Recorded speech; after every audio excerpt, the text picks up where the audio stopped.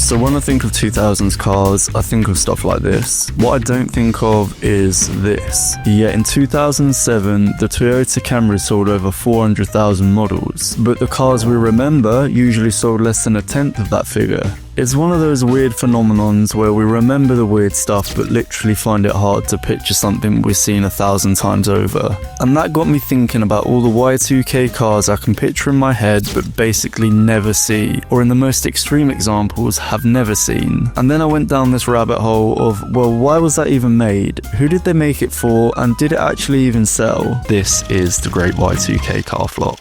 If I were to ask you what is the ugliest car ever made, you'd go, James, it's any one of these. Well, for those of you who have longer memories, you might actually pick this, the Pontiac Aztec. This was made for model years from 2001 through to 2005, and it's literally one of the most infamous cars of the 2000s, but not for reasons General Motors had hoped for. And although it has become a bit of a cult classic, and not just because it featured in Breaking Bad, why did GM actually decide to make this? I mean, objectively, it's pretty ugly, as you can see on the ugly scale here.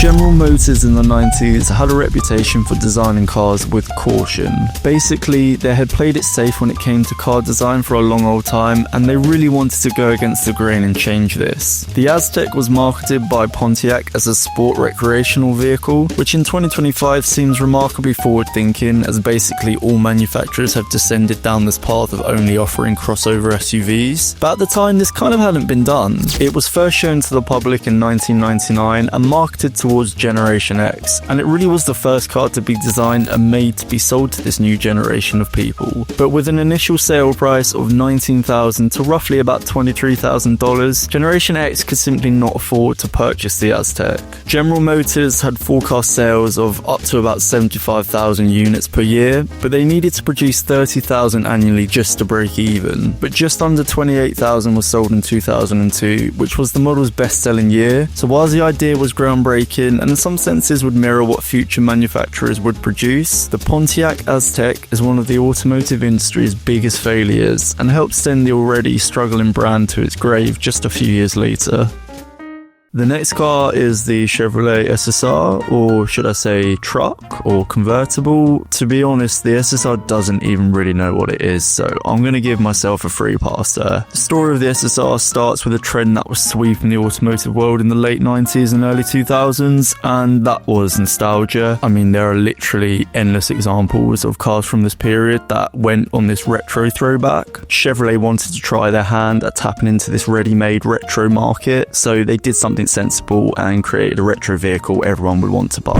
Nah, just kidding, they made a convertible truck with a rubbish towing capacity and a small bed. The SSR, or Super Sport Roadster, was inspired by the iconic Chevy Advanced design pickup trucks of the 40s and 50s. It was designed to evoke the same sense of nostalgia while delivering modern performance and features. Whilst on paper, all of that sales talk sounded pretty cool, the reality was a truck that started at $42,000 and didn't really do anything remotely well as a truck. But we haven't really seen that before, have we? Chevrolet launched the SSR to the public in 2003 and had high hopes for the model, to be honest, but sales actually never took off. Over its 4-year production run, fewer than 25,000 units were sold, and by 2006, GM ended production.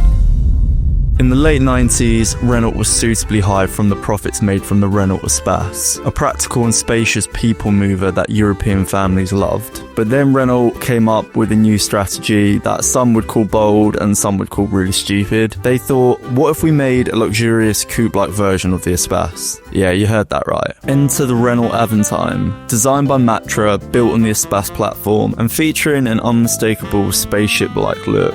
And to be honest, it was like nothing else on the market, but there is probably a good reason for that, as we shall see. Renault wanted to redefine the luxury segment by creating a stylish, high-end Grand Tourer for those who had graduated from minivans but still wanted practicality. So basically, what that means is Renault made a middle-class minivan. You can probably start to see why this didn't really go all that well. But with all that being said, sometimes being ultra bold as a company does wonders, and you end up with incredible riches. So why did it all go so so wrong for the Aventan? Well, firstly, it was a car that didn't know its audience, and if anyone has ever watched Mad Men, knowing your audience is like rule number one. Traditional coupe buyers wanted something sporty and sleek. Meanwhile, minivan lovers wanted practicality, so making a minivan that only had 2 doors instead of 4 just made no sense whatsoever. Secondly, it was just way too expensive. Luxury car buyers in the early 2000s had choices that rivaled the Aventan from BMW, Mercedes and Audi, and if you've ever met a middle class person, you know they ain't picking no Renault.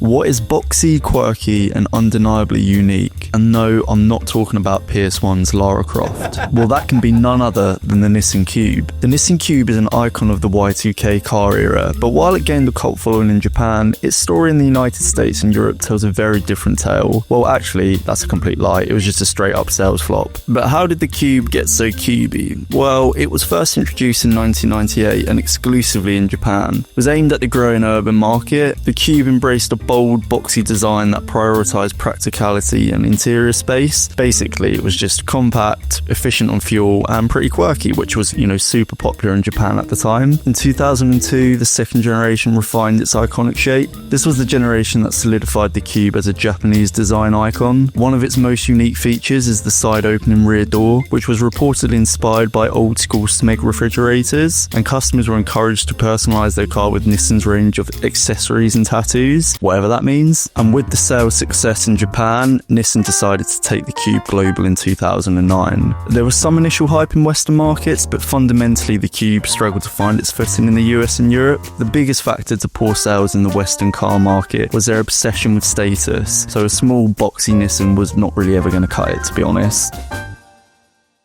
This is the Chrysler Crossfire, a car that looked like a concept car that actually made it to the streets. It had style, German engineering under the hood. Whoa, hold up. This is not a sales ad for the Chrysler Crossfire. Back in the early 2000s, Chrysler was under the umbrella of Daimler-Benz, and the Crossfire was supposed to be a shining example of that merger, mixing American flair with German precision. It was built on the same platform as the Mercedes-Benz SLK 320, and it shared about 80% of its components. Visually, the Crossfire was pretty bold. That long hood, fast back rear, and those boat tail curves definitely made it stand out. I mean, it is proper 2000s looking with its retro throwback style, but as you can tell from this list, that was the rage at the time. The engine choices were also pretty good, so to be honest, on paper, it kind of had everything to be a sales hit. It had performance, style, and a pretty unique identity, but here's the thing, it just didn't sell. And by 2008, the model was discontinued. To be honest, there is no great mystery to why the Chrysler Crossfire was a sales flop. The pairing between Daimler-Benz and Chrysler was already on rocky ground by the time of its release, and the Crossfire wasn't much cheaper than Mercedes SLK. Having said all of that, I do think the Crossfire is one of those cars that actually does look cool all the time. Kind of a misunderstood mashup that never quite found its audience, but I mean, it's about as 2000s as you can get.